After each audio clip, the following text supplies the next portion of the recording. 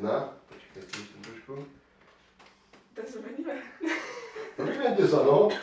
Počas základnej školy napríklad sa venoval fotografovaniu, mali sme fotokomoru, tak už to nebolo treba robiť všetko doma. Už keď som išiel na strednú školu, tak do toho sa pridružila aj tvorba filmu.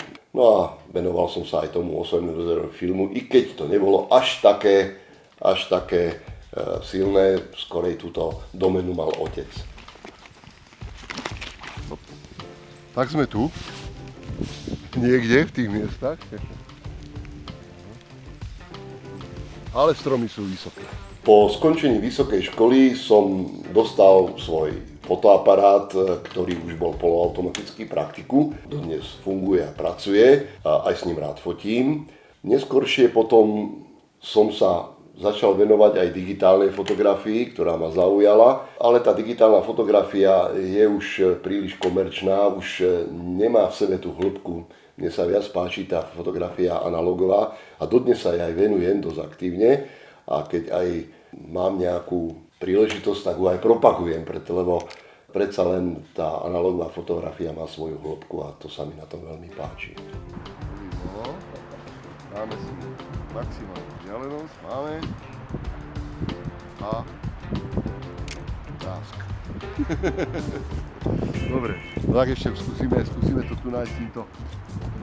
No, má pozíciu a práca.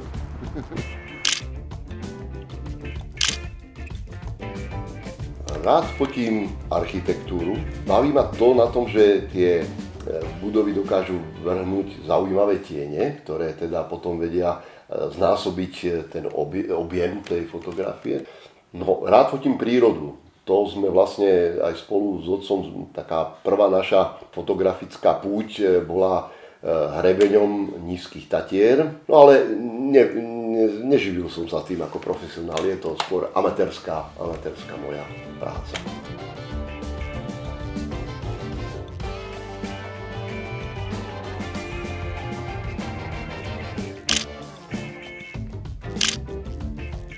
Do tohoto môjho koníčka ma určite zostal môj otec.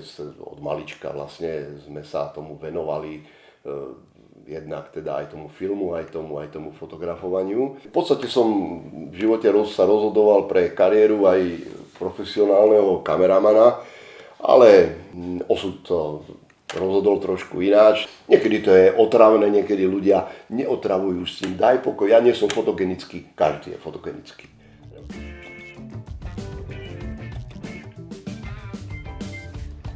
Ideme toto fotiť.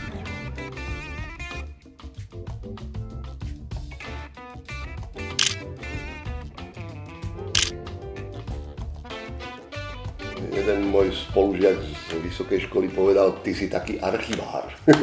Ja zbieram všelijaké také veci, potom je toho plný dom, potom sa to musí triediť. No tak som začal teda tie fotoaparáty zbierať, ošetrovať, dávať ich dokopy. Ľudia, keď mali nejaký fotoaparát, tak povedali, ja už to nič nepotrebujem, ja už na to nefotím, no tak si ho zober. Tak sa stalo, že tých fotoaparátov je tu približne okolo 70-80, takže na nás tu nažmúrka pomerne veľa objektívov. Veľmi rád si sem tam niektorý vytiahnem a natankujem ho filmom a idem niekde do mesta alebo do nejakých hrad alebo niečo podobné, no a tam robím snímky. Tie fotoaparáty sú takým prierezom môjho života, lebo s mnohými som zažil veľa pekného a mnohé sú aj pamiatkou po ľuďoch, ktorí mi porozprávajú veľa krásnych príbehov. To je veľmi zaujímavé, čo všetko povedali o tých snímkoch, o tých záberoch, ako vznikli. Každý má svoje nejaké pozeranie na svet a každý raz za čas sa stane fotografom a režisérom svojho života.